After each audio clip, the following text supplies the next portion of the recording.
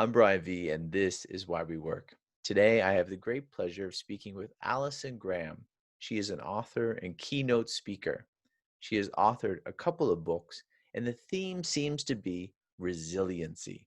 I want to dig down on, even though life sucks, how we can make it better, how we can endure, how we can enlarge our capacity. So I want to dive deep into the difficulties of life and see what Allison has to offer us, because we've all been there, either major difficulties, major setbacks, or minor ones that seem to add up through the day.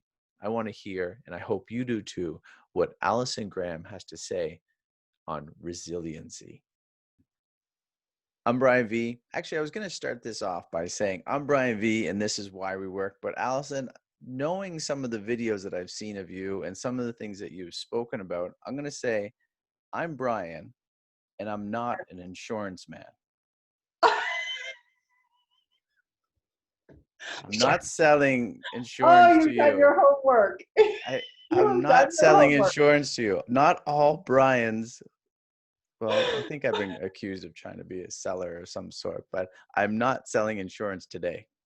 Fair But, enough. but That's great. We're welcome gonna have to give nonetheless. contact. We're gonna have to give contact. I will tell that story for the listeners. Well, can you give us a little rundown? I gave a little intro before we started, and just give Oh, us a little rundown of you, and then I'll take us back a little bit. okay. That's right, because it's been quite a work adventure for the last 14 years in business and even before that. So I was really excited to be on your show, and I understand this is number 50. So Thank you congratulations, very because that's much. Being huge. from Canada, I'm very happy to have you on. That's right. As Canadians, Hey, we're cool. All right. So for me, my work is very much about um, helping people get out of their own way. Really, I believe most stress in our lives is self-created and unnecessary, and we cause a whole bunch of internal daily stress, which actually robs us from the ability to deal with the real life challenges, the adversities that we face.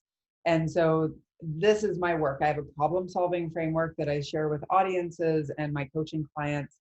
And I love it. I love people being able to see that, oh, right, I went down that rabbit hole and I totally didn't need to. Allison, And before yeah, you can keep going if you like. Go ahead. no, you got, I can riff for 5 hours. So it's Well, best to Allison, interrupt. before you do start riffing for as long as you like, I have all the time this evening. I don't know about you in the morning, but can you take us back? Because, I did get that idea from online. So if anyone wants to find you, they can find a lot of information about you. You've been on talk shows, you have your own podcast and you're a keynote speaker, and they can get a really good idea when they go and find you on the internet. So that's where I got the idea about Brian, the insurance guy. But what about Allison in the beginning? Oh my God. Oh, that'll be fun. Even Oh, further than what you might even be thinking. What was your very first job, even as a teenager? I speak to a lot of Americans, and there's some law that I just don't get, because when we were kids, maybe I just broke the law, but the idea of working, I think I did newspapers. I swept a barber shop floor, and I don't remember it being against the law. And a lot of Americans keep stumbling upon that, like, well, I had my papers at 14. What was the very first job that you did, or something that got you, if it was out of the house, to make $1? okay. So the first where somebody employed me was detasseling corn.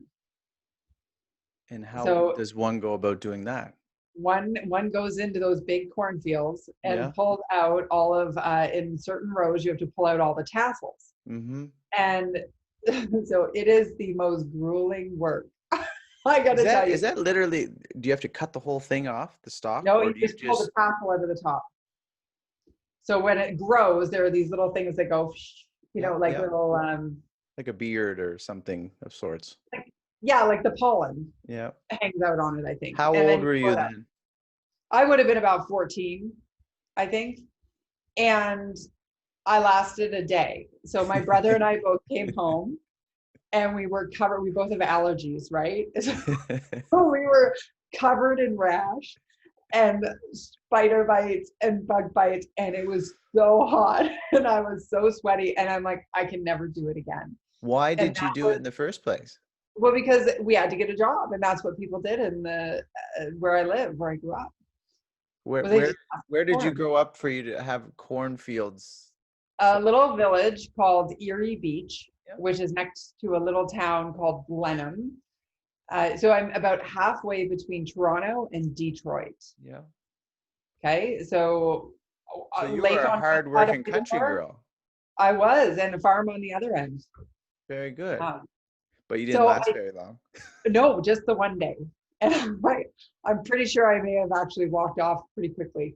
Uh, so anyway, my mom and dad were like, "Okay, well then you need to figure out how to make money this summer." And my brother and I, Oh, so we they did. they didn't even say, "Well, you tried this summer. We'll try again next year." They're like, Oh, no, "No, no, no, you no, you still need to get a no, no. job." We still had to do something.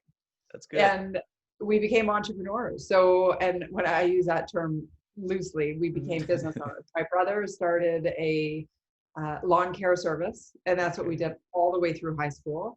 And when he went off to With your the, allergies.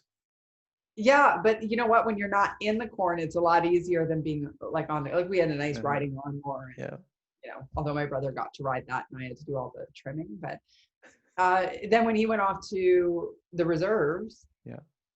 I took over for him. And that was that was just a nice thing to do up and down the village. But the fun thing we did, and I'm so, I can see the pattern. Sometimes I don't finish things. I have great ideas, and I've really worked on that in my adult life. But Mhm. we had book, a big book stand business. Where, remember Okay. when you were a kid, there were these huge books, Yeah, yeah. right? Like they're about this high, Yeah. right? Yeah. And so you'd all sit around Mhm. the elementary school Yeah. thing. Yeah, yeah, And yeah, yeah, yeah. yeah, well, they were too heavy for the teachers to flip and hold at the same time. So we actually created stands for them. So they could That's a go. niche business. Big It book stand. was. So we sold one to the, not one, we sold a whole bunch to the board office in our area. And then we never went on with it. But we also did puppet stands. So we'd create these puppet stands. Anyway, it could have been a very good long term. We were just like, I'm kind of bored.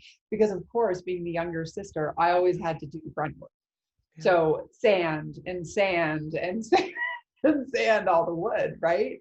And all the fine tuning. And my brother got to do the fun cutting and, So this was in through up high until school. high school. Yeah. We would have been grade 9. I would have been grade 9. He would have been grade 11. So during this time of, being in nature and cultivating and landscaping and cutting down trees of some sort and scraping them down and sandpapering them and then varnishing them, did you have some sort of hope of staying closer to nature in your aspirations after high school? Oh, I don't think so. I That was enough. I don't think so. Although what I've noticed now is, so we still own that house back Yeah. home, and Yeah. my mom and I, we actually did a massive renovation. So Okay. gutted it, redid it, and that was a lot of work to do and a big investment, but it was absolutely worth it. Mm-hmm. And so I go back there whenever I don't need the internet. I'm at the lake. The little piece of serenity. Right. And so I do notice my connection with nature as I get older. I'm like, oh, right. That's why I feel so at home, right? When I'm outdoors. And so that's a neat piece. But it really, I didn't have a sense of what I wanted to do. I actually, when I went to university, What did you choose and why did you choose it? why did I choose university? I chose Or university. and the program that you chose? Yes. So because my grandfather went to Huron, and I thought that sounded really cool because I'd never met him before. Okay. Um, and it was just something I always intended to do, right? I'll go to Huron, my intention was like a bachelor of, I don't know, commerce with no, or something. I don't know. I was going to do an MBA with a bachelor of commerce. That's Yeah. what Yeah. or a law degree. Anyway, I only lasted a year. I went to Like people are going to think I'm really flippant, but here's the thing: all of these pivots, Well, all of the time. nothing was flipping from that. At 14, you were stuck, I don't know what you call husking or whatever, getting corn. I wouldn't do that. Any picker that I've known, blueberries or apples, they last a few days unless it becomes a job for them. Helping with a family business is not pleasant. So that's not flippant. And most people, I mean, a lot of people switch their ideas from school, and for you to follow in someone's foot path just because you think it's a good idea doesn't always stick.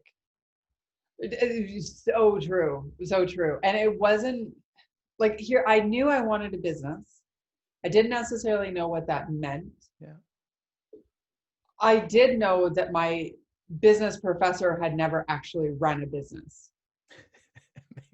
Makes a difference. Isn't it the So I thing like if figured you that can't out make very it, early. teach? Isn't that how they say it? Like if you can't make it, teach.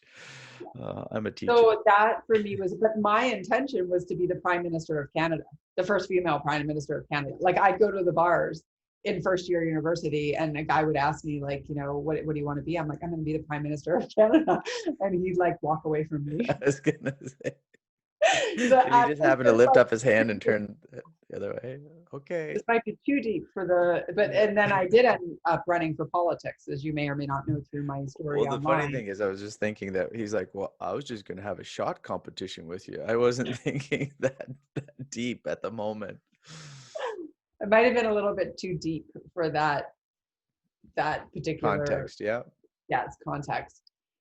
So that was what happened. And then I got an opportunity, actually. The reason I left university, aside from the fact that it wasn't really resonating, was two reasons. Number one, I had an opportunity to go sailing for Canada was putting together this. And when I say that sounds really exciting, like Canada was, there was nobody important in the sailing world who was making this happen. It was actually one regatta that was happening in France. There were 13 countries coming.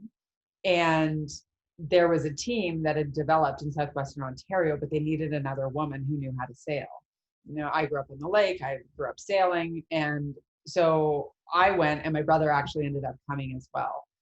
And the thing is that was right over the final exams for year one.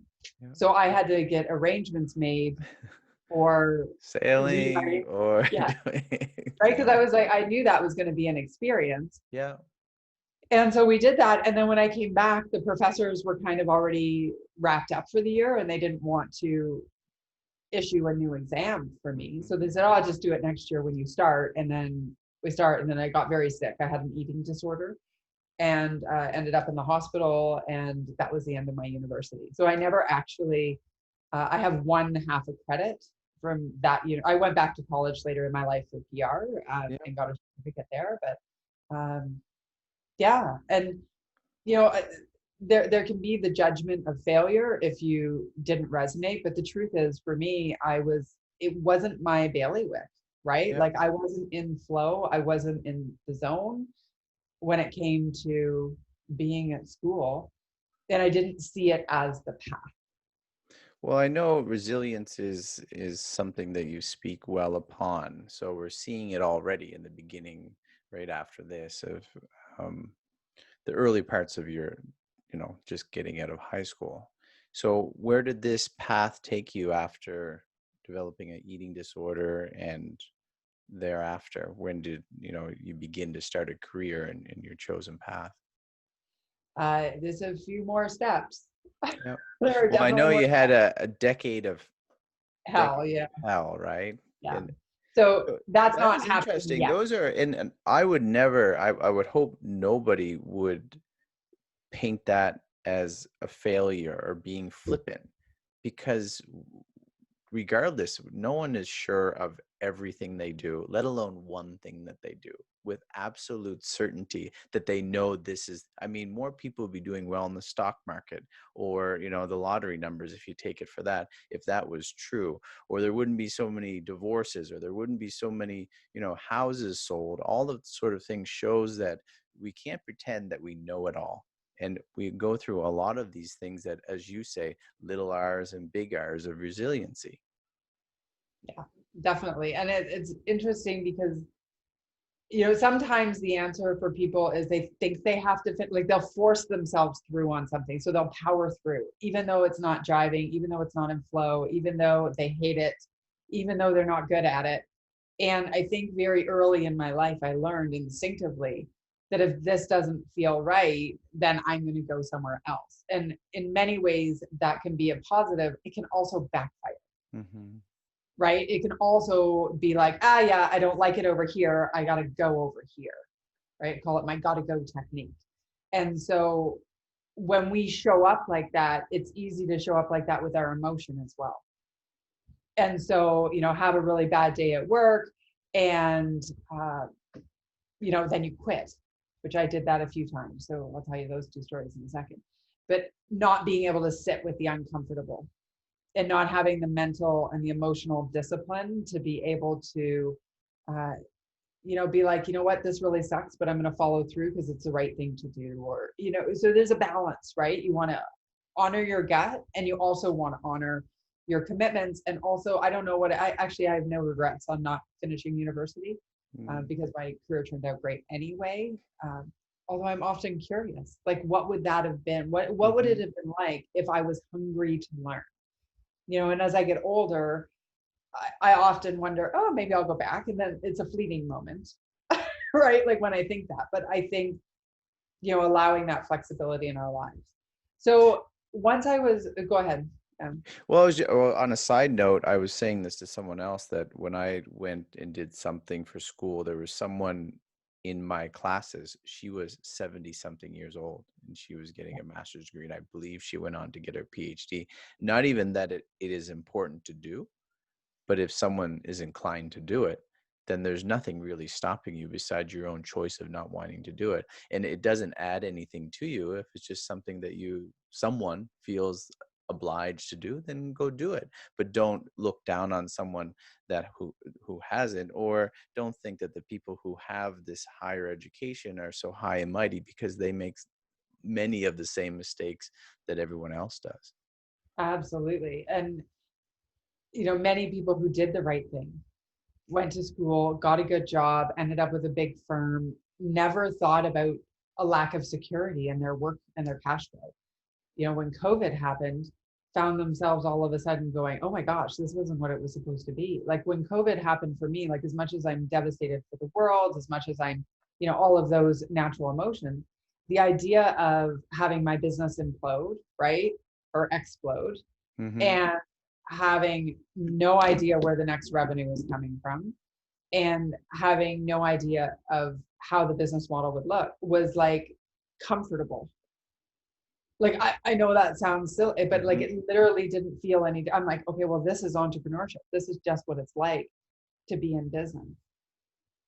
So after I left university, my parents weren't too impressed, as you could well imagine. Before you get into, because I know a little bit about, like with the book that you wrote that we'll get into as well, how was your family with this? Like you say, not too pleased, but they knew you, right? Yeah. They knew what you were going to do, and then they knew what you decided. How were they in this process? And did that play a factor in what you did thereafter? Well, I think what helped is my brother went before me and did the same thing. Mm-hmm. So my father, so my mom was a teacher, and my mom actually used to teach. Like, she's brilliant. She taught teachers how to teach, right? Like, she at the university. So and she taught special needs. Like, she was a brilliant teacher. And so for her, I've got to give her credit because she didn't understand the entrepreneurial spirit, but she trusted my dad enough, and who was an entrepreneur, a businessman, right? And to allow us the freedom to be. When we grew up, my dad always had 2 rules in the house, and that was it. And everything else was about respect. First one, you do not drink and drive. And number 2, you always wear a life jacket in a boat. That was it. Boils it down pretty easily, eh? Yep. Those are the 2 things. And he was obsessed with both of those things, by the way. And the rest was very much about, I'm going to let you become your own person. And my mom, even though she was an academic, she didn't, so I was looking back, like when I love this conversation, because I'm thinking of all these wonderful times in my life, but how fortunate and how blessed was I that even though she was upset, like I think that was disappointing for her. And an academic. Right. But she wasn't in any way limiting. Yep. Is it? Yeah. It's a, and that's why I asked, because I had a sense that maybe she was encouraging through this, even though maybe not completely. I'm done. They're not going to reply, oh, great, we were hoping you were going to say that, but just encouraging along the way to say, okay, and we trust that the next thing that you do is going to be wonderful, and we're here to support Well, you and if it isn't. that was maybe misplaced trust. So I ended up going. They're hopeful. Always hope. Like I think one of my core values is hope. Like there's always something going on that's a better way, or like I just live that every day. Even when things are not going well, it's like I'm optimistic that there's going to be more, and I really want that for other people, which is why I do what I do.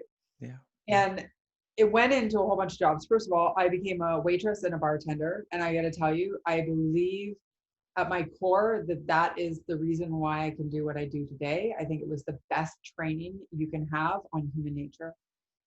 If you could get a drunk man out of the bar at 1:00 in the morning and he could still give you a 20% tip, like you understood human nature, right? Like you could interact. Yeah. And so that was really good from the problem solving perspective, great training. I sold makeup. I was in Amway, I think, again, like multi-level marketing. Back then, that was really taboo. But I'll tell you, it was Yager University. And anybody who remembers those days, Dexter Yager used to, do the huge conferences for, people and teaching. And like we'd have Les Brown in and all these huge motivational speakers. And I can tell you, that is when I got my spark of like, oh, one day I'm going to be there. You speak of spark. So what is driving you at this point? So Survival after survival, and motivation and you hope. had, a setback and maybe little minor ones along the way to that point, but it is just the hope, survival, just, I need to make some money, put some. Yeah. And just this image naively, perhaps, that I could have an impact on the world. Like like when you're like a 19-year-old who thinks she's going to be Prime Minister of Canada, right? Like I can't think of a job I would like least, for the record, but I actually believe that. Yeah. Like I actually thought that was possible. And truthfully, if I would have worked hard at it and went down that path, maybe it could have been. Yeah. And so I just always had this bigger vision for contribution.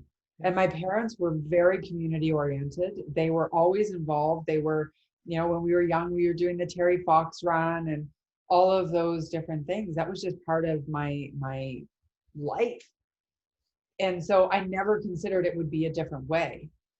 And as I continued down the path, I sold cars. I lost my job on the, how you get a 90-day, I don't know if you get that still over there, but maybe in Canada you remember. You had a 90-day trial where if they could fire you up to like day 89, and if they didn't owe you anything. Well, on day 89, I lost my job at Thrifty Car and Truck Rental because I was I once dinged a car on Thrifty not too long ago, and they charged me $1,000. And I'm like, I can lick my finger and wipe that away. And you're telling me that's $1,000? I'm not very happy with you, Thrifty. No, well, that's all right. That's a lot of money. I forgive them. Okay, well, I forgave them a long time ago because out I went. Selling cars, left that very quickly. So it was just this, like, always these jobs. And then I was working as a receptionist by day, bartender at night. And I decided I wanted more. But by this point, even though I had a big vision, I had created a very negative internal view of myself. Mm. So very little confidence, self-doubt, and really started to see me in a box. And I think a lot of times people get an image of who they are, and then they spend their days reinforcing that. And So I was it's kind of going down that path. what you wanted out here, but how could I do this? Yes, Yeah. absolutely. So I ended up becoming an executive assistant, which was probably like every job along the way I was so super excited for, and I can see the blessings in it. And he taught me about networking, about um, you know, getting involved in the community. I understood who players were in my city. And then after 9/11, so this is like we're going back a ways, right? After Yeah. 9/11, I remember I was at the office when that happened. And the like 2 weeks later, I up and quit my job. And my dad was like, okay, you've quit your job. He may or may not have inserted any explicit, extra words. He might have said, at least you didn't drink and drive, or you're still wearing your life jacket. Your life jacket in a boat, right? Um, again. And he said, so your job is finding a job. Absolutely. And he said, you need to call this person. So it was the wife of his lawyer and good friend who lived in the city. You need to call Erin. And I was so nervous. I remember, so it was the old days when you actually had a phone on the desk. And you remember, like, maybe you did this like when you were younger, but you dial like most of the numbers, but not all of And the wait, numbers, wait for the last one. and then hang up. Yes. So I did that, and I was like, oh my gosh, I really have to do this. And my dad is really ticked at this point. So I called her and I said, hi, it's Allison Graham calling. I'm sure my voice was shaky. I need to find a job, and my dad tells me that you'll help me network. And she's like, oh, okay. So I'm hosting this party at the law firm on Saturday. Why don't you come and help out? And I'm like, okay. And on Friday night, before the Saturday morning, I called my parents and said, I'm not going. And they're like, oh yeah, you're going. I'm like, no, I can't go. I'm too nervous. I can't handle it. And they're like, you are going. You quit your job. You go find a job. And I said, if I'm going, you're going. And I made them come into town to take me to the little soiree. But I'll tell you, that morning changed my life. Yeah. Changed my life. People in that room, I am still friends with today. Mm-hmm. Many of them have actually passed away, unfortunately, but they were my mentors. They were my links into politics. They were my links into a new job, into raising millions of dollars for charity. And I'll tell you, I could have slept through it. I could have slept through it. And thanks And for your so parents for often, going too. Yeah. right. Well, and my parents, like, again, so supportive. And I understand how blessed I am because of that. And that's a very, in hindsight, it's a very, well, it's a small thing on the one hand for them just, to come in, okay, we'll take you to, picking you up, bringing you to here. And on the other hand, it's huge. It was a huge assistance. It was a huge vote of their support. Yeah, they're really awesome. My mom's still, my dad, I lost my dad about 15 years ago, but yeah, like to do that and like to give up their Saturday morning and drive an hour and a half into the city because their daughter was too afraid to go to something, but they knew the power of getting connected. And I learned it. I learned how to have confidence. I learned how to mingle. I learned how to network. And that was the launch of my new book, or my very first book, and my first business, like 14 years ago when I started my business, was about teaching people how to network. Because from that morning till a couple years later, I'll save you all the stories because there were many, but I was a columnist with the hottest column in the city, called People You Know. Mm-hmm. I went to 241 events in 1 year. Like I was about town, networking everywhere, connecting people. People like, I need a job. I'm like, I know where you could go here. And I put people together, and like, it was just everything in me. And at that time, I was just raising money for charity, not just, I was. Yeah. And then when my dad died, I was really struggling, right? Like, I'm trying to think of the timeline. It might have been mushed. But anyway, that's That's how my speaking world came to be. It was out at lunch. I was with a guy named Serge, who was a VP at a company, at one of the firms. And he said, so Allison, he's like, you're really connected. And I remember when I first met you, you weren't connected. And I need you, now that you know all these people, to come and work for us so you can bring in business. And I'm like, I don't want to work for you. And this is like a sort of rumblings, like all these little job offers were Yep. coming. And I talked to him. I said, I tell you what, I know you've offered me a job. I don't want to work for you, no offense. But what if I could teach your team how to do what I did? Mm-hmm. And I'm like, would you pay me for that? And he's like, yes, I would. And I said, okay. And that was how that worked. Did And that's you, how I figured out. did you see someone do that to offer their No, see, this is services the like that? thing. Or you were just like, Right. Because I was like, how do I, well, actually, it was, I don't know how much detail you want. It's so it's such fun. Oh my gosh, whatever you thank you for have? letting me go down memory lane. I'm so Yeah. excited. I don't know if anybody's gonna enjoy hearing this, but This is why we it's work, not right? And okay. this shows how people's lives unfold, what seemingly is so unnatural, but in hindsight, it just things work out very well. When even gets even more into what you say about stresses and stuff, we worry about these things, and then you look back, you're like, oh no, Yeah, if I wasn't so stressful, I could have enjoyed this ride a lot more. exactly. So if we back up to when I was a columnist, so I for 4 years I wrote 4 columns a week. Well, that's good because when did you pick up the pen? Oh my gosh, this is the best story of them all. Okay, so I had made a connection with the sports editor over at the Free Press, and there was a column called The People You Know, and Carol Kehoe used to write it.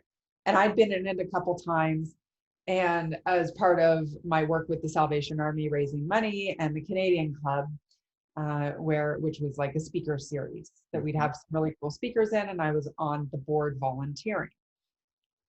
So as a fundraiser, I'm running this big event, and I've made arrangements with Carol that she's going to come and cover the event and do a column, and that's going to be our coverage. And everything's all set. And I hear rumblings. I hear this rumor mill. Somebody says, "Oh my God, did you hear? Carol is resigning from the column." And I'm like, no, because all I'm thinking is I've got to get coverage for this event I'm running to do this. So I call up Dave, great to have connections. I said, Dave, is it true that Carol is leaving the column? And he says, yeah, why? Would you want to take it over? And I'm like, no, I just need to know how to get coverage. Yeah. And Well, he's that's like, don't worry, Allie, we'll take care of you. We'll send somebody out. It's all good. Click. I go into my boss's office, Margaret, and I said, so funny thing, Carol's leaving the column, but don't you worry, I figured out how to get it. She goes, well, how did you get other coverage? And I said, oh, well, I called up Dave, and funny, he called me and asked me, he thought I was calling because he thought I wanted to take over the column.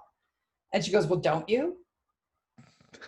And I'm like, and she goes, aren't you painted the into girl? a corner. Yeah, she said, aren't you the girl who told me you're always going to talk yourself into opportunity and not talk yourself out? And I'm like, yes. And she's like, well, isn't this an opportunity? I'm like, oh. So I go back to my office, pick up the phone 10 minutes later. I'm like, so yes, I do. He goes, yes, you do what? I'm like, I I want want to the take over the column. column.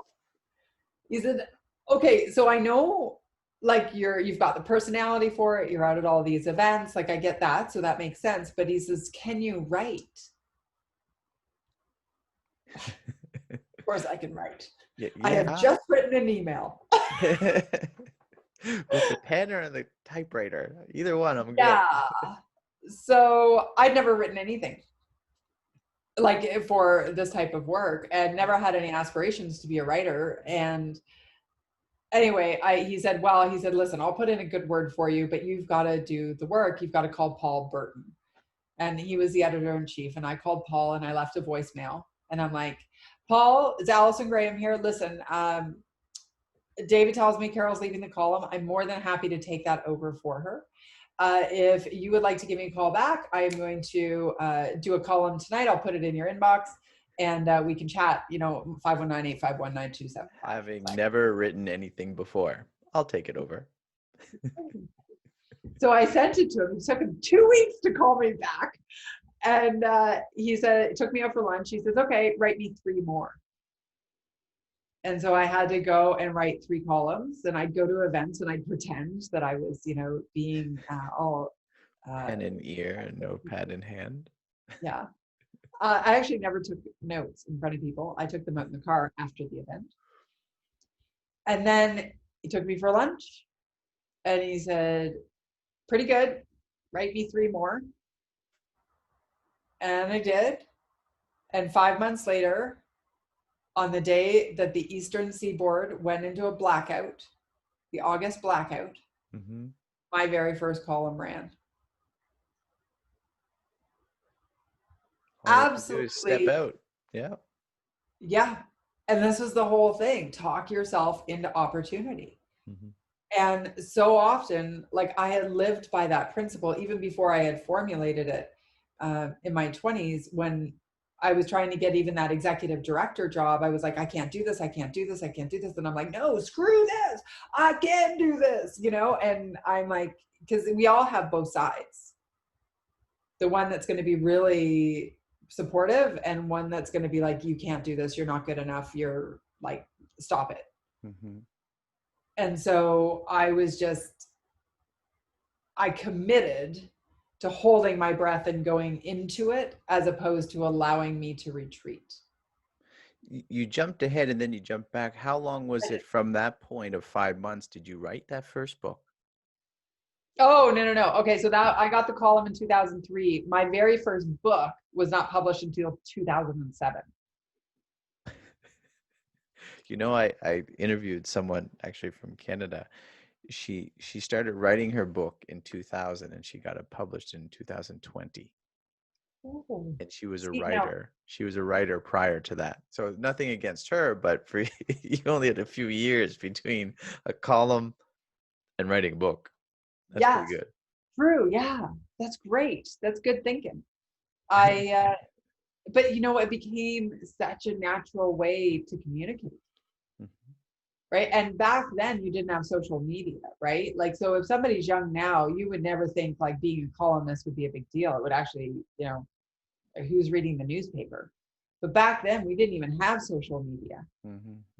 Right. So the column was the only way people got what was happening. So basically I was doing the Instagram with a bit of the LinkedIn and the for people. Like, I was like, here's what happened, here's who's there, here's the story behind it, and my perspective on all of it. That's an interesting way you'll have to explain it to kids, eh? Well, I was doing something like Instagram, but it was on with a little Twitter there. And oh, okay. It's called a newspaper, but I mean, they're not obsolete now. Yeah. So then how did your pace go after that, after the columnist, and then you're now a writer, and now you're also still leading groups? Right. And I was still involved in the charity. So the column, even though it was 4 times a week, was still part-time. So it was just something I did at night or very early in the morning. And so I was raising money for the Salvation Army, and then I was executive director of an eating disorder center, which probably doesn't surprise you given the fact that I had an eating disorder and had overcome it. And and then my dad died. Yeah. Okay. Yeah. And that's when I left that world and I was only writing the column.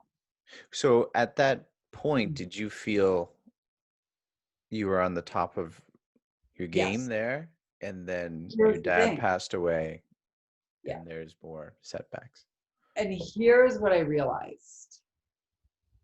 I was so busy doing that I was completely out of touch with being.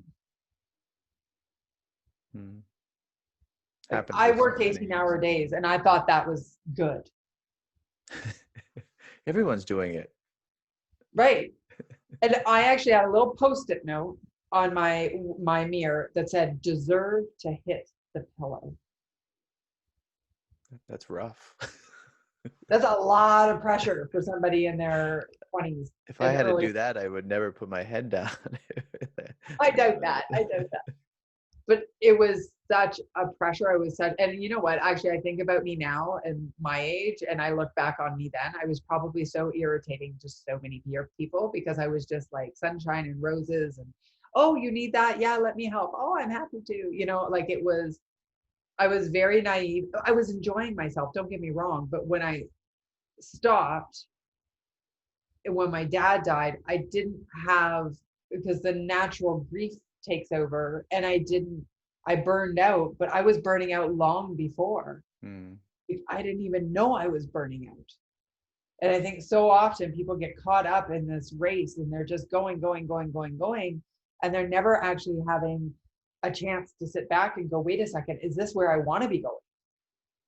Or am I just doing what other people need me to do? And I think one of the blessings of COVID, despite all the hardships it's brought for people, is that it has opened up an opportunity that is probably once in a lifetime, where people are forced to reassess how they've built their lives.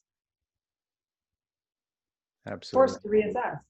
And for me, that was when my dad died. I'd mentioned this to you before we started, that my mom passed away in February, and I rethink, so I wonder about you, of rethinking at that point how things could have been different. And it's not something we want to dwell on and, regret and, say I failed at something, in the sense that I keep, I'm brought back to that point in time and I can never get over it. But, should I phone my mom a little bit more? Should I visit it a little bit more? And this isn't for you and I so much, it's for people who are listening, to say, while you have those opportunities, don't let them pass you by, because they so quickly disappear, like, sands through your finger, and you It's can true. never get them back.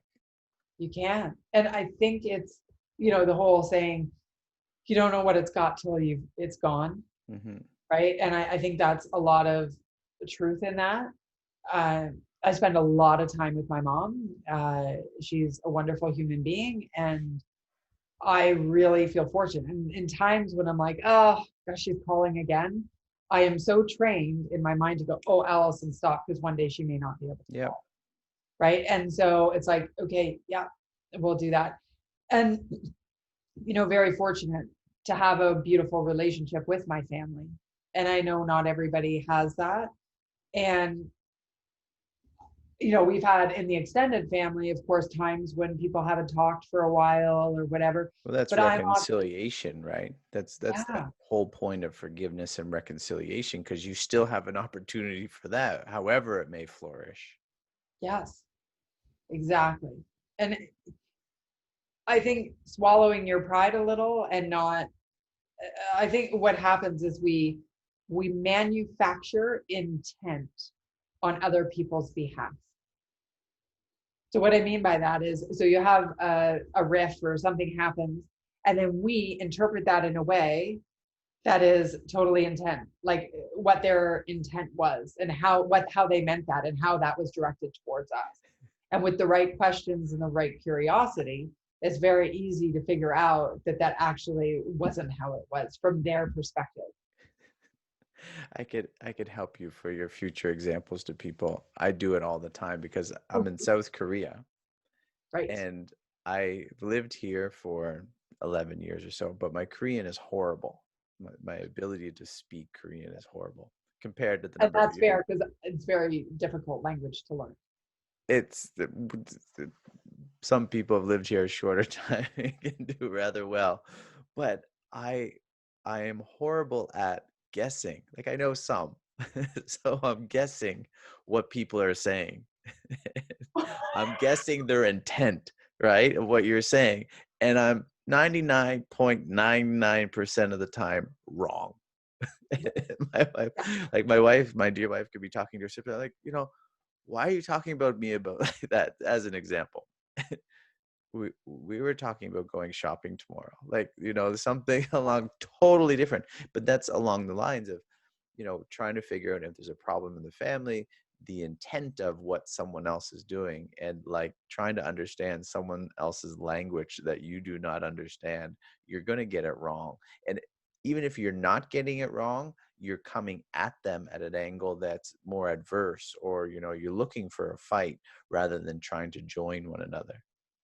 So what I think is so brilliant about what you said, many things, but specifically is like if people can be listening to what's happened. So you are hearing another language, you're adding your story to their language, and then it's wrong.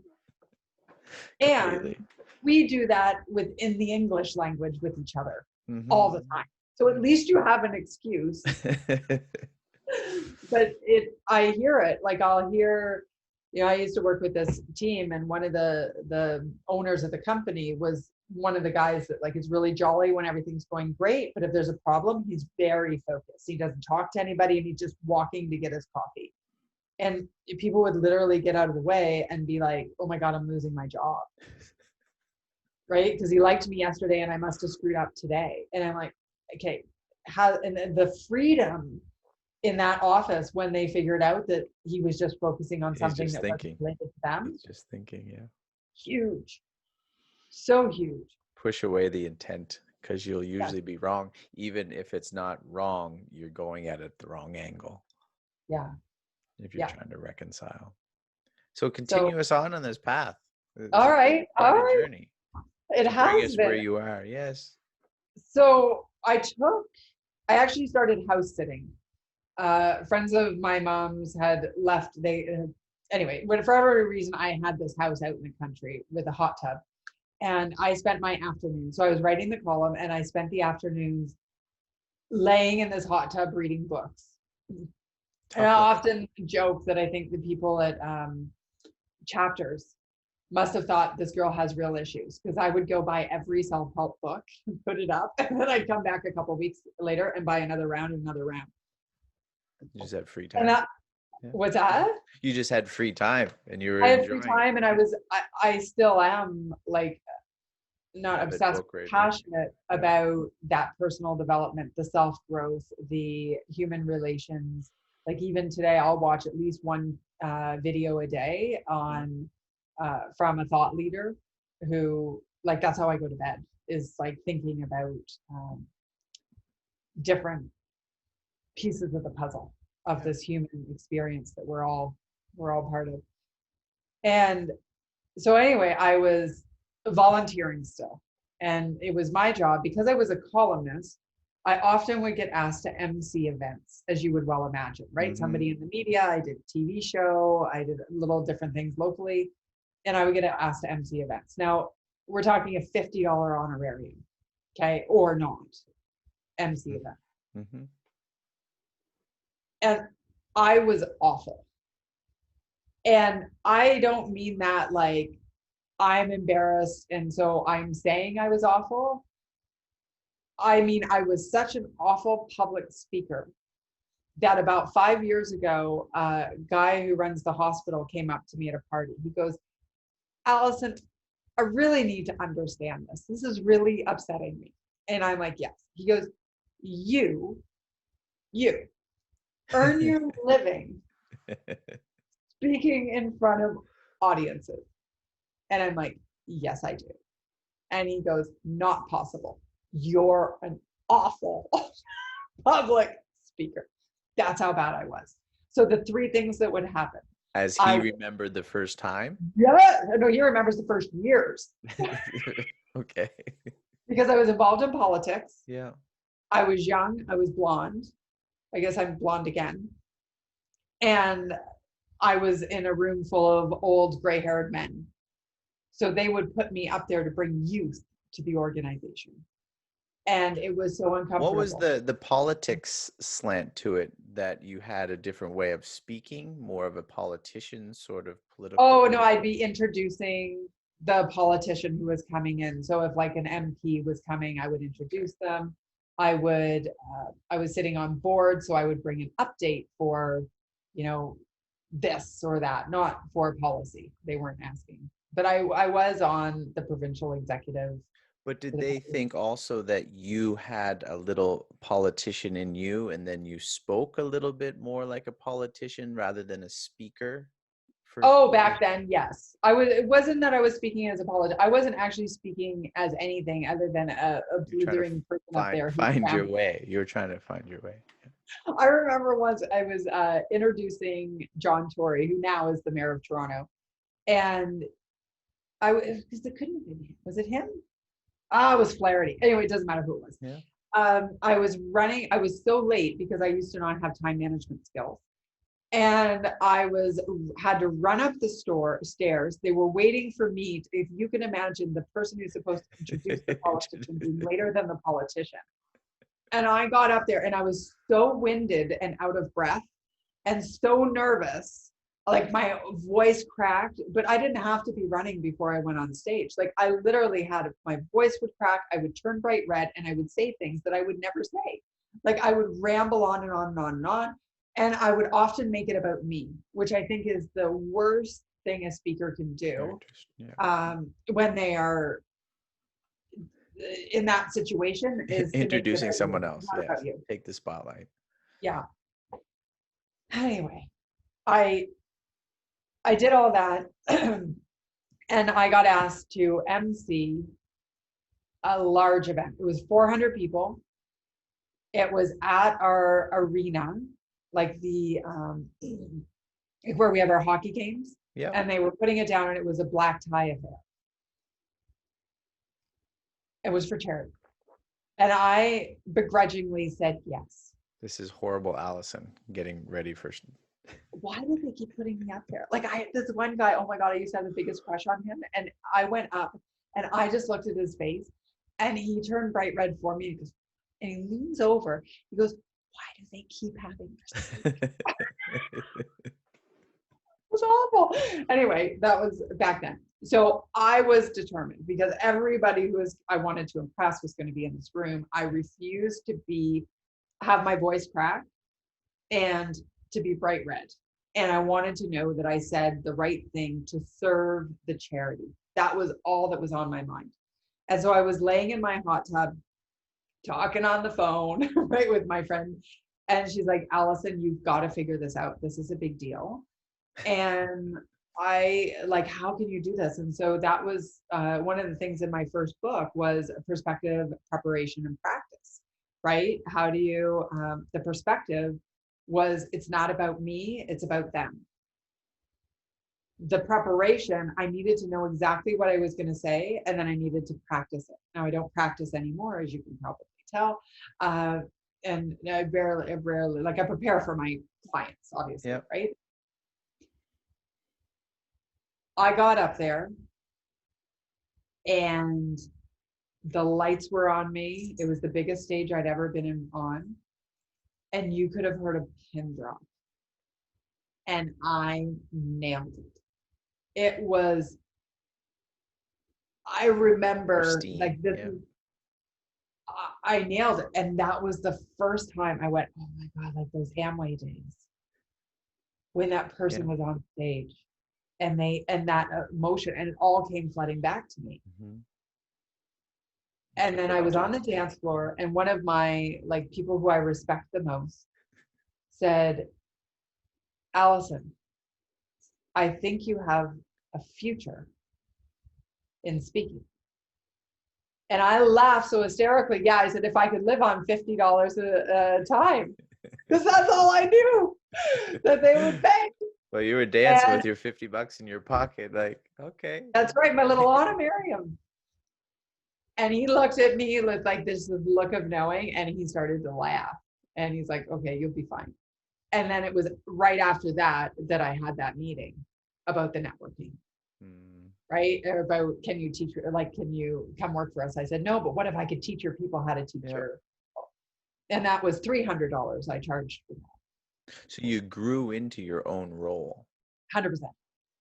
100%. But here's the thing. If every one of those failures or missteps along the way didn't happen, no, I would never be doing what I'm doing now. 14 years in business, talking to people about their motivation, their life skill, like all of that. It would not happen if, and I rarely ever tell these stories. Like I'll pick one or two that I'll tell every now and again. Like it's what a blessing to get to go through this, this memory lane, because actually as we're sitting here, my brain is going, oh, that's how it unfolded. Yeah. That's how it unfolded. And so I think one of the challenges is they say hindsight is 20/20. So we can look back and we can see it.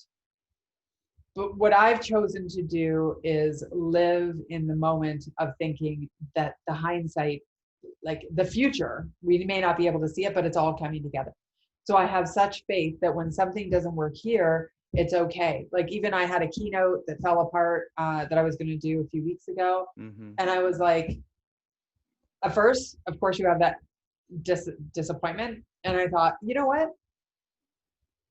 When that time when I'm supposed to be speaking, I bet you something else is going to happen that I need to be available for, that if I was speaking, then I wouldn't have space for that to happen. And lo and behold, something did happen. That was really great in that time. And so there's a old parable. It's so powerful. And it's, I won't take the time to tell it all, but it's basically this farmer who's, there a whole bunch of bad things happen. And he's like, don't know, like his son gets hurt. But then he's like, oh, I don't know. Is it good or is it bad? Is it good? Is it bad? Don't know. Is it good? Is it bad? And then it turns out he broke his leg. The son broke his leg. And he's like, I don't know. Is it good? Is it bad? And the people were like, what do you mean? Is it good or is it bad? He broke his leg. But then the draft came. And because he had a broken leg, he couldn't go to the army. So was it good or was it bad? It was great. And so if we live our lives from that perspective of, like even I know for you, like South Korea's, like you'd love to be back living in Canada. And the truth is, if you were back living in Canada, you would not be doing what you're doing. Mm-hmm. You would not be inspiring people with this podcast. You would not be at episode 50. And so, we judge all these things that happened in our lives. If I hadn't have had that eating disorder, I wouldn't have had the experience on the personal side to be able to be the founding executive director of an eating disorder support center that went on to help all these other people. If I hadn't have learned how to sell cars, I would never have learned how to do sales. Even though I did not like selling cars. Yeah. Right? Like all great experiences, the good ones and the bad ones. Even the worst. And we didn't even talk about the decade of hell, but people can read the book on that. Yeah. Because I know our time. I don't know how long we have. You have a few books, do you not? I do. Busy is a bad excuse. Yes. Married my mom. Birthed a dog. How to be resilient when life sucks. Got it. From business cards to business relationships. Yes. The writer who never picked up a pen until forced to. I'd written an email. Isn't that funny? To think, but here's the other thing. Like if I would have listened to that voice that said, Allison, you didn't finish university. Allison, you've never written anything professionally. You don't even know, like a columnist. Like I didn't even read columnists, right? Like except for this one, like all of that. If I would have listened to that voice,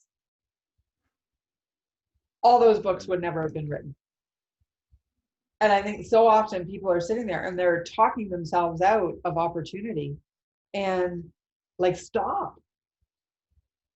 Like if you are not happy in the work you do, responsibly, change it. So or add something that you do love.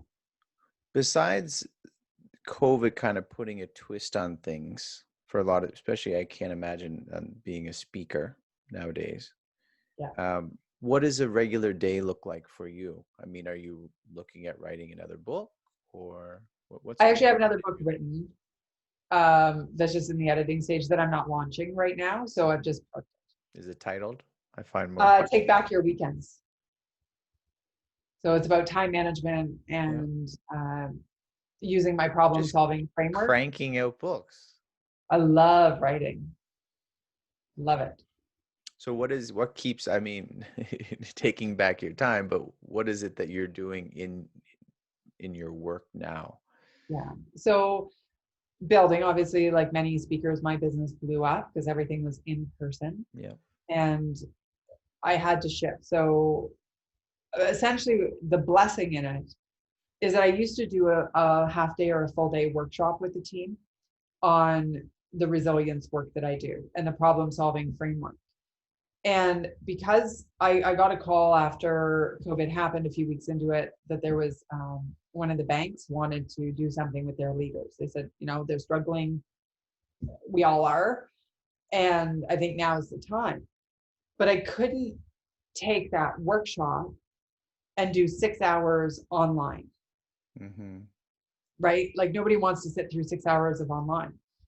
So the blessing was that I was able to split it into 3 workshops over the course of 6 weeks and teach the first part of the problem solving framework, then give them a challenge and email support in the meantime, and then give them the second part, and then give them the third part.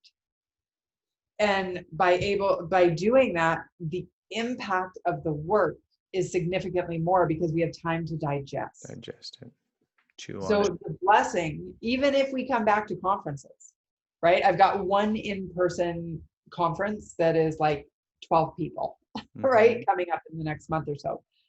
Everything else is virtual. But even if we had full conferences back, I would always offer the virtual as an add-on into my business where I can do that training because I believe it's more effective. People are more, actually the connection can be a lot better, which is surprising, but it really can be, and the impact. But also, then I don't have to be on an airplane, right? I can speak on one side of the country in the morning and the other side in the afternoon, and my dog is in the background. Like, right? It's awesome. What is, even if it's things are back to normal, what is difficult about doing what you do, whether as a speaker, maybe even as a writer, but that doesn't seem to be a big problem for you. But what is difficult about you and your work? I would say the hardest part is the sales aspect because my sales process, because I used to teach networking, was go to an event, go to a conference, meet an executive, tell them what I do. They'd recognize that they need it. I'd follow up. So when you take that away, it's harder to be known for what you do and rise above the noise online. I think that is the hardest part of the actual session. The other piece is there's a lot of details that are, not that you didn't have a lot of details when you were hopping on an airplane that were frustrating to deal with. Like, it's just not my strength. But behind the scenes, I really had to invest a lot of time in developing systems so that I know where I need to be, who's going to be there, right? Because you're only seeing leaders by phone or on a Zoom call, and you've got to remember them. But if you're in a conference, maybe you've gone out for dinner the night before, so you've got some reference point, right? That chit chat stuff, I don't get the inside scoop before I start a speech. So that's probably the hardest part.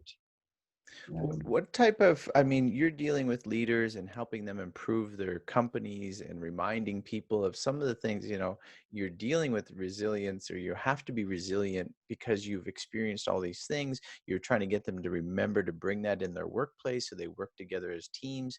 How do you, or what is something that you find as most satisfactory, maybe at the end of a session, or maybe you get some feedback, or just something that you do on a daily basis? I love hearing how my work has impacted people, right? Like, I've always thought the best reward in life is being a part of somebody else's success story. Mm-hmm. And so that drives me. And I remember, like, even I got down there, like, notes, people who are like, will send me I don't even know their name. Like, I've never met them before. And they'll send in the snail mail a letter saying, my dad just died. I was really struggling. I've had your book on my shelf for 2 years. And I finally picked it up because I thought the title sucked, but the book is amazing. And here's what it did for me. Like, that that means the world to me. Means a lot. This is a little piece, right? And I think the other thing that I find quite satisfying is I have no idea how or why I know this stuff. Right? Like Yeah. I just like let stuff come out, and Mm-hmm. often it makes sense. And I think this is part of when you're in your flow, when you're in your zone, Mm-hmm. when you trust yourself, you can just show up as yourself.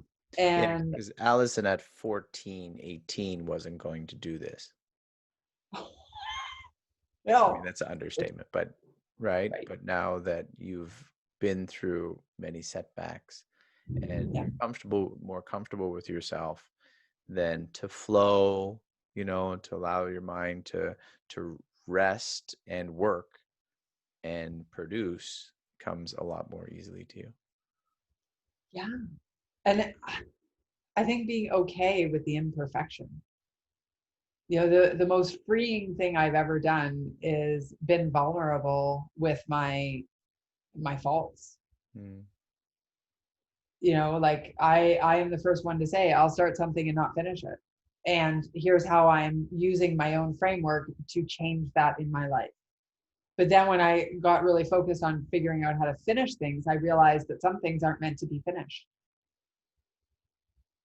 And that's okay. And so, but when you're doing it by default, that's a problem. Yeah. When you're doing it by choice, that's where the gold is. So absolutely, I couldn't do what I do, and I don't do enough of it. Like I would love to be speaking to audiences every day, all day. Bring it on. Like, how can I share this out into the world? And I'm still relatively a secret, right? Like I'm not known widely like a Mel Robbins or a Brene Brown or a Gary Vaynerchuk, who are absolutely phenomenally impacting the world. One comment at a time, right? And so for me, I'm like, how do I get my work out there? That's the hard part for me, right? As being the secret, what would you like people to know about you and your work and what you're trying to do, or something in particular about, maybe some of the different, not even the difficulties, it's just to know you better and what you're trying to accomplish, even Well, from I them. think they probably know me better than most after this talk, right? Um, I don't know if in all the headshots and all of the big stuff, if people really truly understand how desperately I want people to stop suffering. Like, because if you look at all of those stories that I just told you and you watched it as a movie from the outside, you would think, oh my gosh, look at this girl. She's got it all together. She's, doing dance, and she's this and she's that. And you're looking on the outside. But I know what was happening on the inside. Mm-hmm. I'd had some traumatic experiences at a very young age. I had a lot of shame. I had a lot of self-hatred. My internal messenger of BS, which I talk about in my book, The Married My Mom Birthed a Dog, How to Be Resilient When Life Sucks book. It was so strong. Like I wouldn't walk by a mirror and not say something like, oh my God, you look awful. Or, oh my God, you're so fat. I wouldn't. I would never have looked in a mirror. And if I looked in a mirror and I thought, oh, that looks pretty good, I would find something to judge. I would walk into a room. The reason I love bartending and waitressing so much, and why I was so good at it and so in flow and gregarious, is because it meant that somebody had a reason that they needed to talk to me. If I was just going into a bar, unless I was with like my people, I was quiet. I was shy. I felt out of control. I would overcompensate, right? I'd be on the dance floor so I didn't have to talk to anybody. Like I know what it's like behind the scenes to feel unloved, to feel, even though I had so much love for my family, so great, right? I had men who were some of them very abusive. I see that now. had so much going on internally that was turmoil. And yet I looked so good on the outside that it wasn't until I reconciled that. And then I realized, oh my God, this is the human experience.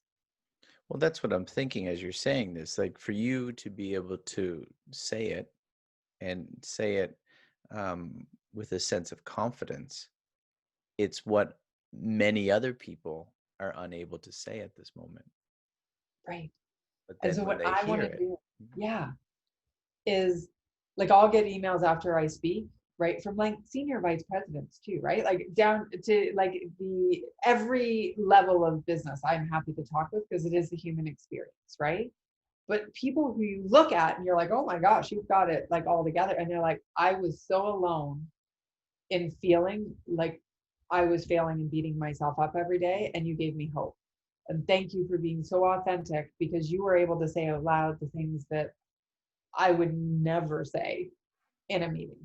well, and businesses would surely appreciate your work because while it might, in a sense, seem crass, it's going to help their bottom line if their employees feel good about themselves, they know who they are, and that they're going to be good team members and not too shy when they have these, these kernels inside of them that could sprout to be something wonderful for their team. And when you help bring that out, then this is when the company will flourish. And that's, that's the reason. But then the bigger world impacting thing is that these people are becoming who they were supposed to be. Absolutely. And just give me 1 second here because I realized I had a call and I'm just going to pause for everybody. Kathy. There we are. Yes. Interview. Sorry about that. Okay. Well, See, you can type. oh yeah. Well, that's the thing. Typing class in grade 9. Thank you. Thank you. Thank you, Mrs. Dawson. You were amazing. We actually used to take typing class for anybody under 30 who is listening today. Yeah, I took typing class. Yes. So I don't you're want to right. keep you To from help your the bottom time. line. Yeah, to help. I mean, as you as a professional going into a business, like that's why people call you. That's why more people should call you, is because you add this thing that, sometimes employers look at employees as just the widget makers, but they're more than that. And if you want them to make more widgets, you want them to realize that a lot of you are, or a lot of us are sharing some of the same problems. Well, and I think like you're absolutely right. And it's pulling that common denominator of the human experience out into the open. Because here's the issue. The number one risk to companies right now is burnout. Like it's all over the news. It's really people, and thank goodness people are paying attention to it. Let's not forget that before COVID happened, people were already stressed. People were having trouble keeping up and dealing with everything in their lives. And add And my COVID belief to is it, right? what's that? And then you add something like COVID to it. Right. And everybody's like, because a lot of the ways that we would have dealt with it in the past were like leaning on our fellow colleagues, Don't touch me. burying ourselves in work, right? We're all in the same position. Yeah. And so what happens is when we only have so much capacity, right? All of us to think, to feel, to do, to be, and how you use up that capacity matters.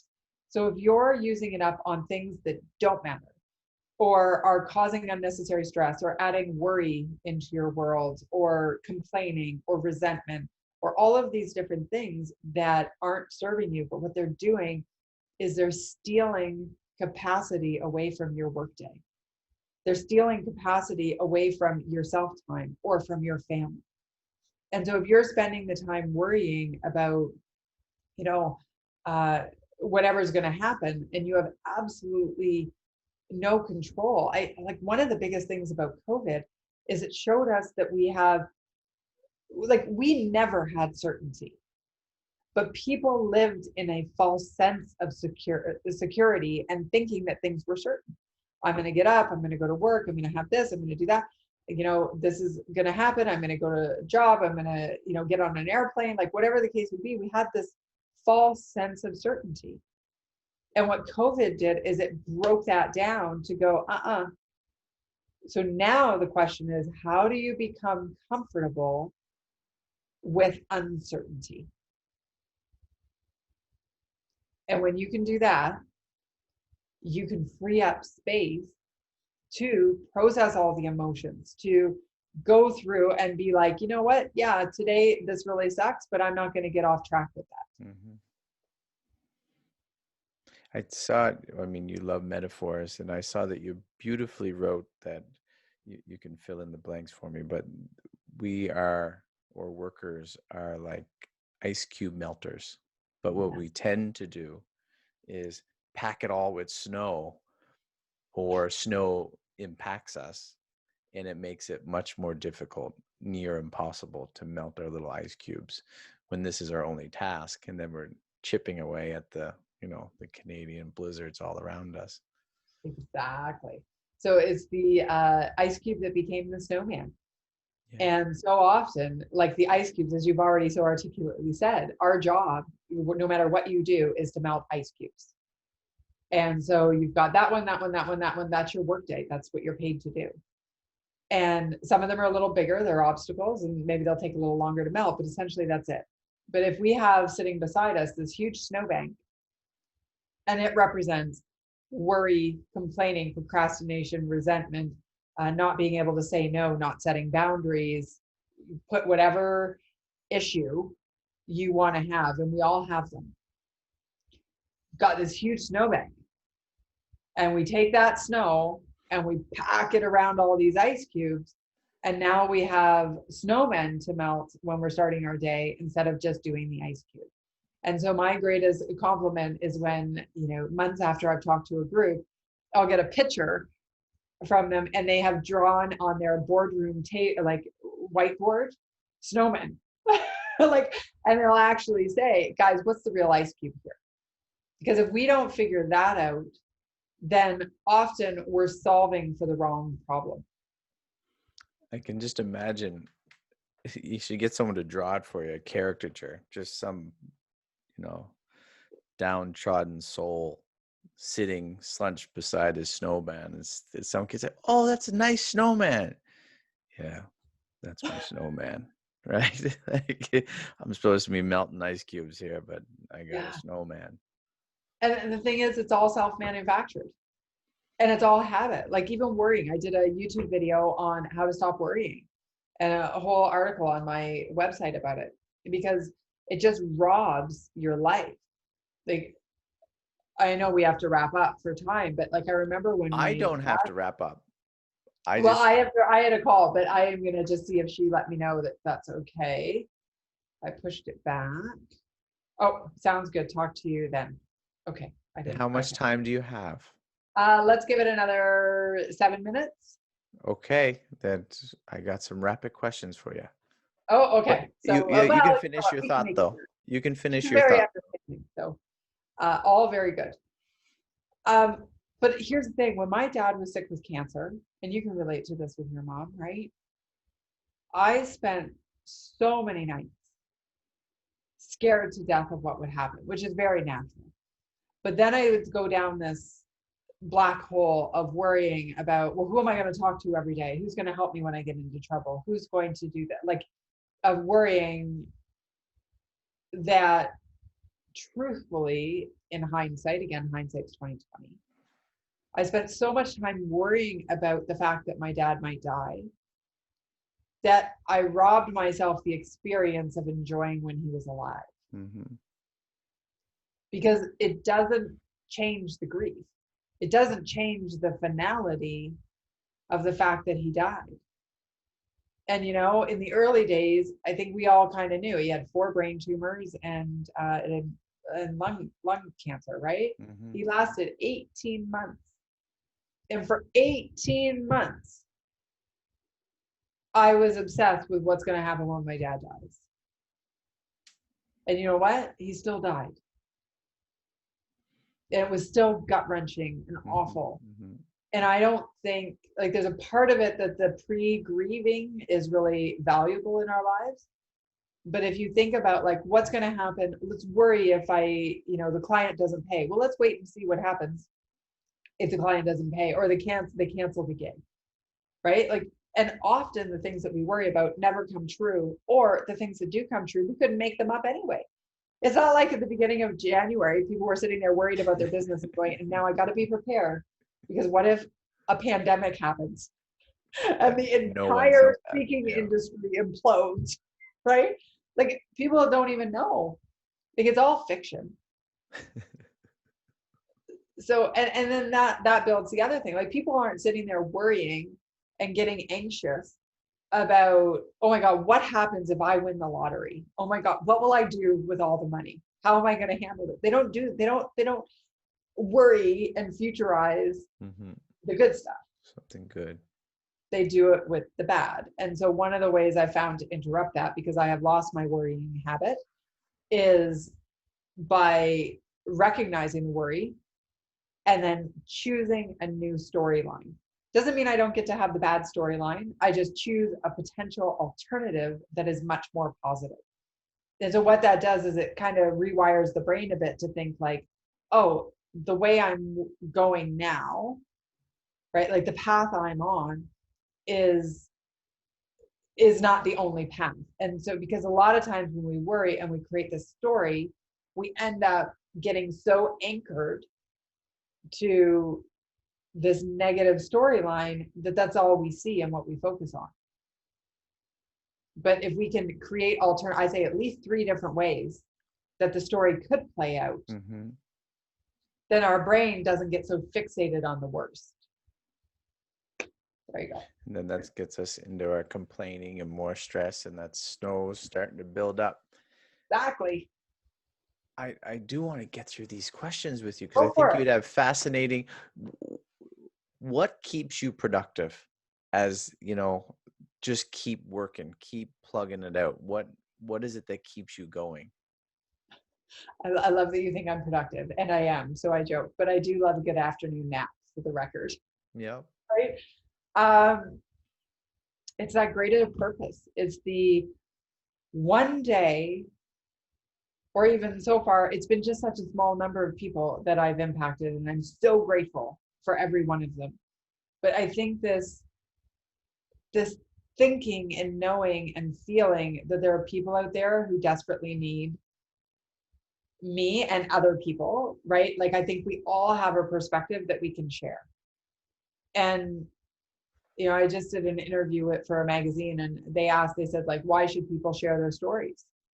And I'm like, and their wisdom. And I'm like, because every person has an absolute unique perspective. Mm-hmm. And there is somebody, you've heard things a million times, and then one person says it a different way, and you're like, oh, that's what they mean.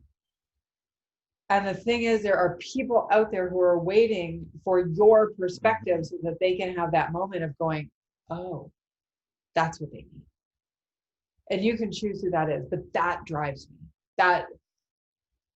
That's why I don't give up hope. That's why when there's, the times, because the business goes up and down and up and down, like many businesses, in the times when it's in the valley, I'm like, it's okay. Just keep doing what you're doing. Because I know that if I won the lottery, I would not change what I do. Well, you mentioned there's a proverb, and I heard one. Oh, I know one that's, there's nothing new under the sun, and that's kind of where it ends. But the idea is that people's ears are opened at different times to hear those truths that people are constantly saying, and it takes an open ear, an open heart to really digest and to implement what Yeah. people are, trying to impart into their lives. Now, I won't get through these questions because you have a time restraint. I'm okay. It's all right. She said no problem. So my call is good. Let's keep going. I'm loving our chit chat. Well, what do you use? What's your most prized tool that you use? Maybe, you're a 4-book novelist. a writer. Maybe it's the typewriter, it's the keyboard, it's the pen, and the legal pad. Maybe it's speaking. Maybe it's your presence. What is something that you can't do without your number one Uh, tool? oh, pen and paper. If that's, yeah, for my Yeah. planning, I actually use like old school pen and paper, you know, yeah. I've It got notes everywhere. it's good. Like I love these things because people who would be, as you said, well, if you're not under 30, you wouldn't know that. And that's right. And some people might think they shouldn't use paper and pen, but I actually think it's a great way because your mind connects to it and I can see things absolutely. visually. And it also, so I have a system for coming out of overwhelm on projects, because projects like book writing and everything like that can be really overwhelming and daunting, or running a podcast or whatever. So it's like, if you put on your list, I have to, create an article, write an article, that's going to take you longer, right? And it can be overwhelming, and then you procrastinate on it, etc. So the way I do it is I actually go, okay, I've got to write this article. And then I break it into like like I do little squiggly lines, and I go, okay, Mhm. so I've got to choose a topic. I've got to, pull the picture. I've got to, write the outline. Then I've got to write the prose, and then I've got to, put it on the blog, and then I've got to do the SEO. And then, so I actually like make it into the smallest little possible chunks I can when I feel overwhelmed. And then you just go click, click, click, click, and you get Yeah. momentum. And at the end, you get the thing done. And I find I do that best on pen and paper. I was speaking to someone before and they mentioned about the to-do list, and I heard you speaking about the to-do list that never really ends. No, it Well, doesn't. We just have to accept that. as Stop being long as attached you to accept the it. fact that one day it's going to end. It's not, it's a circle. It's a circle. I was shocked. I do lists on a piece of paper, but as you have, she had like a notebook and she keeps them, like the whole thing. So she kind of chronicles Oh, all that she does. So I was pretty impressed with that. Thinking of my audience and people who would listen, what is your top tip for people getting into work? Thinking, the little girl husking the corn. I don't even know what the proper name, tasseling. Yeah. chasseling. Uh, or sanding some wood, and getting into work. First couple of jobs didn't work out, but they were all great experience. What would your tip be for someone getting to work, even if they're changing careers? Uh, I would say learn the lesson within the moment. Like, let go of the future, figure out, what am I learning from this now? Because I maybe would have been able to connect the dots faster if I had that mindset earlier. And the other piece, I think, if I had one piece of advice for anybody with their work, is when opportunity presents itself, talk yourself in, don't talk yourself out.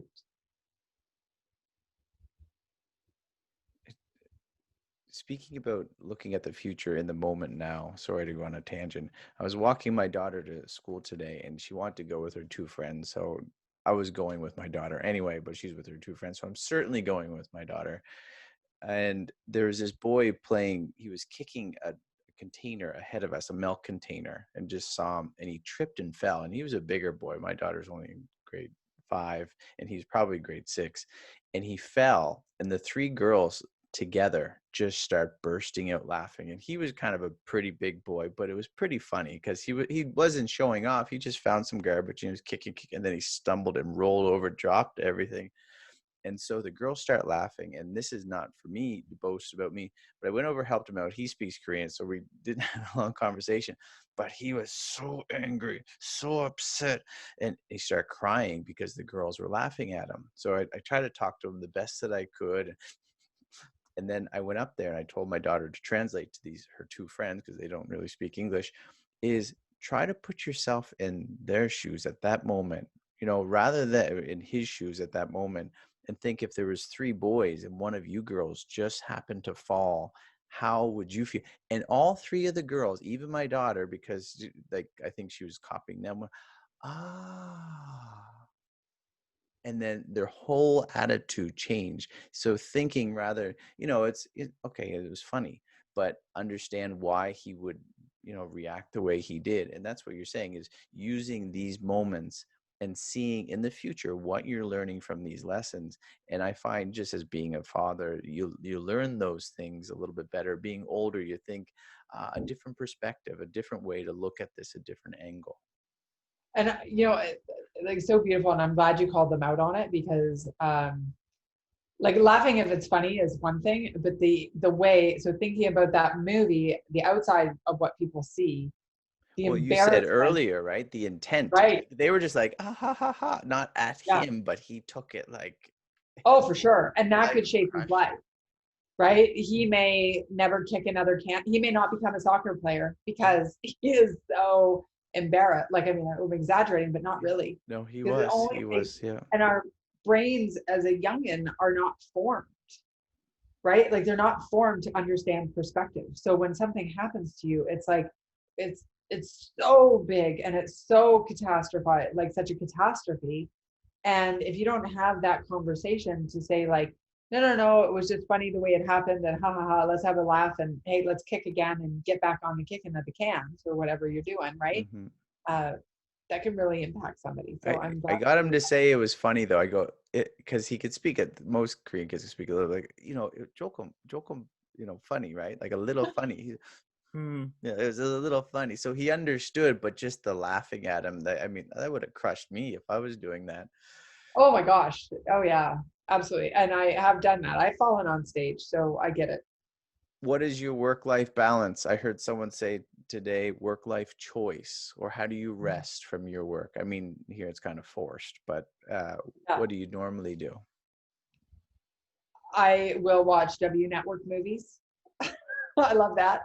Um, I love my work so much that I do a lot of time at my computer. I don't even know what I'm doing, like writing or Yeah, videos or yeah. thinking, strategizing. So I probably am a little bit more towards the working, especially during COVID, because I'm on my own. For a part of it, I had my mom with me, but not all of it. And so I go to the lake. That's huge, right? As long as I don't need the internet, I can be out there because it's not very Hmm. reliable. And I just am peaceful, but I also am always like listening to different speakers, right? I watch a lot of Tim Bilyeu's interviews. I watch Rich Roll. I watch Gary Vaynerchuk. I watch, Mel Robbins, Brene Brown, also Russell Brand lately, Hmm. Hmm. which I never thought would be something I'd ever do. And I'm like, oh, he's gone through quite the journey. And really find a lot of like little nuggets in what he's saying. So I'm constantly pulling that stuff in, but to me, that's relaxing, right? I'd like to talk more about each one, but I'm gonna try to slow or speed it up for you. We can always do another one, We if could we go had to to. But pardon. for your listeners who have been hanging in for an hour and 39 minutes, I'm They have impressed with you. pause. They have pause, and They have pause and they can come back. they can always come back. So something about you wish you would have known, a big mistake that you've learned from those types of things. What has it been for you? Something that you've brought forward, you wish you would have known, and maybe one of your biggest mistakes that has taught you a very valuable lesson. I'm going to say it was being self-conscious the whole time, like not being in, like when I was younger, and still to this day, like my instinct, like if I go to a party, I have to fight that inner like little girl who's like feels left out, right? Like not part of the cool kids crowd. Um, like it's just not my comfort zone. And it's funny because I teach networking, so maybe that's why I ended up teaching it. But is that self-consciousness? I think everybody's kind of feeling it, maybe not in that particular way, Hmm. but there's that self-doubt and the am I good enough? And I wish I would just have and still, like, I work on it. I apply my framework Hmm. to this. I wish those times when I was feeling insecure, I would have had a better perspective to understand, first of all, everybody's probably feeling Hmm. similarly, and what you're doing is not that wrong. Like, yes, you said something and you sounded funny, or yes, you said something, you sounded like an idiot, like whatever, like on either end of the spectrum.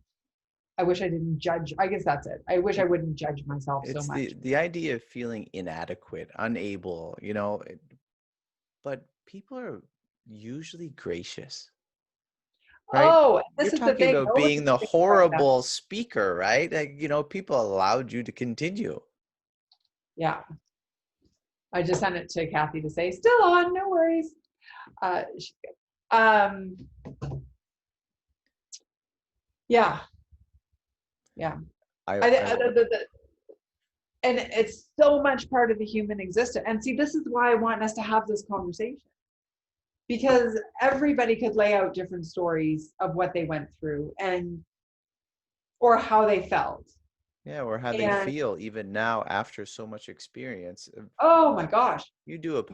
podcast too. If you ever talk to someone, then you know, but there's no need. You have the experience. You know what you're doing. Like, what's the issue? What's the problem? And then sometimes we can't even put our finger to find out what it is. And it's why is it there? But everyone feels it. Yeah. And it's having that self-awareness and then being okay with what you find. Right?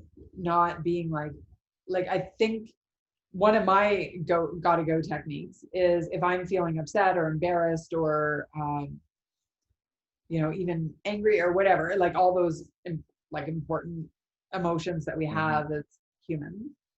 I don't like the feeling, so my instinct is to grab my phone.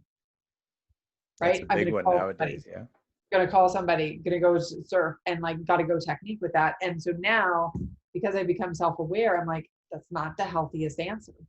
Because if we have embarrassment about something, it's we can actually like sit with it and it will dissipate. It's when we just kind of like keep it on the surface all the time, like just under the surface. And then I kept coming, like all those times when I bombed in front of audiences and things like that, I would feel like years later I'd think about it and go, oh, and then I'd like distract myself so I didn't have to deal with it. The telephone is big, and you're Yeah. not, if someone does it, not referring to you, but I see it a lot here in Korea, like just some, the je ne sais quoi, those moments of you don't know, and certainly people grab their phone as if the phone, whatever they're about to do, is going to solve this problem or get this situation out of the way. And it's a really bad habit for people to be getting into. You spoke about education, and I think you proved by the number of books that you've written, education is not necessary for everyone. But where do you value education in the learning process and the things that you've had to learn, whether just hands-on learning? Well, and I think that this is really important because I highly value knowledge and wisdom, Yep. highly. And so, and I value the experience of going out and getting that. I However it may don't come. Yeah. necessarily Yeah. believe the only way to get it is through a university degree or a college degree Yeah, or some form of absolutely. education.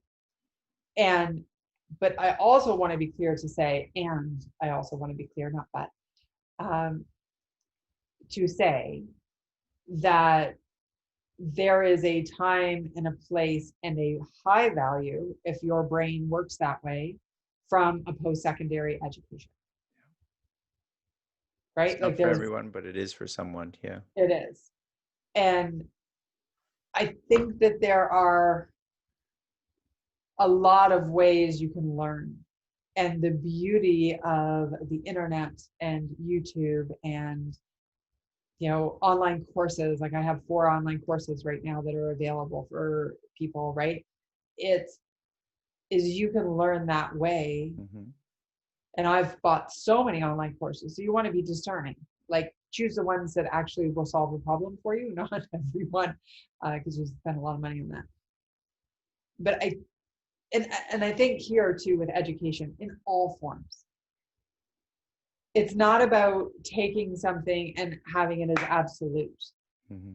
right? In black and white. It's about taking all of this knowledge and then mixing it around in your own brain, in your own heart, and figuring out what is the best advice for you based on you learning that new knowledge.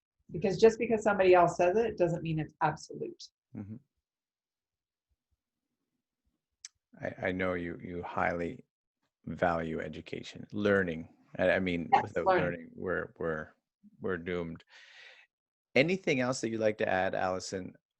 More of an encouragement to listeners, especially these times, knowing the difficulties, a decade of hell that a lot of people go through. And, I think that's even being modest, because you probably had more than a decade of hell, like most Oh, other we didn't people, even talk about my decade of hell. right? But like, We didn't even go into that. however many decades we have, we all have Yeah. that, the feeling of something that's pretty horrible if we looked at it from that angle, right? Yeah. There's a lot of different ways that we can look at the difficulties that we go through. So, to encourage listeners, how would you go about offering some advice? There's always hope. There's always hope. Until it's over, there's always hope. There's always a silver lining. And I believe that finding the hope takes a shift in perspective, that you need to take the thing that you're going through that is awful, right? Maybe you've lost your job, or maybe you hate your job, or whatever, and you've got to find places where you can find joy, little moments Mm-hmm. where you're like, oh, look at that. Like I was walking yesterday, I do 20-second daily tips. I don't know if you've seen those on LinkedIn. They're just random, like 20 seconds, here's a tip. Mm-hmm. But I was just walking with my dog, and the sun was shining, and it was on my face, and I just stopped and I looked up and I went, oh my God, that's so beautiful. Like, even if Yep. in the middle of all of the tough thing, the only beautiful thing you can find is that the sun is shining, I need you to go outside and put your face up to the sun, because there is always beauty in every awful experience. I wouldn't want to bring sports into this, and I never have thus far, but I just know Dak Prescott just broke his leg. I don't know if you're NFL, but snapped his leg in the bottom part, right, kind of in half, and being trekked out.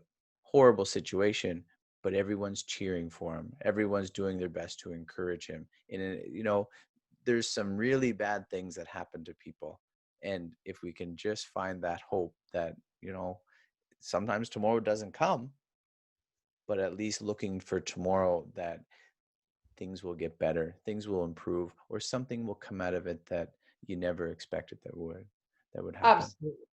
And so I don't know much about sports or this player. I A do know a broken lot leg is about bad.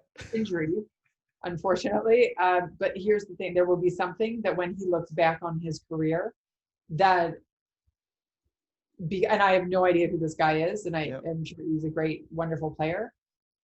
His leg will hopefully heal. If it was a clean break, he can get back up, right?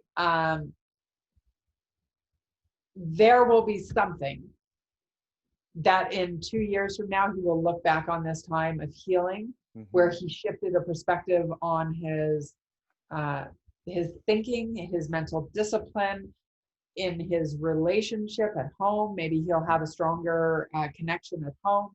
Maybe he will bring new people into his life who will become some of his best friends. Like, we don't know. And this is why I believe if we're just making up the future anyway, why not make up a good story? Yeah, if the world gives you lemons, they say. Make lemonade if you like lemonade. Allison Graham, how can people reach you? Come on over to my website. Everything's there. AllisonGraham.co, not .com. So AllisonGraham.co, and come on over and follow me on LinkedIn. I think that's where I spend most of my time. That's how you and I connected. And yeah, I'd love to see people over there. One final question, Allison. Why do you work? Oh, right. What a great question. Because I love it. It It's who I changes am, what I do. changes the perspective on the whole thing when you love what you do. Oh, yeah, I do. I love it. All I want to do is more of it. Allison Graham, thank you for your time. You've been gracious with it. I have enjoyed this journey with you, and I hope to speak to you soon. And I can't wait to, I'd like to be your next, like your 150th episode. You're on. And All right. we'll look for your book coming out soon. I'm not going to release it until after the pandemic. That That one, I'm doing the that won't be online. too long. We're optimistic about the end of the pandemic, so Oh, okay, great. Good. I'm good. in. Thank you, Allison Graham. Yeah, bye. Thank you.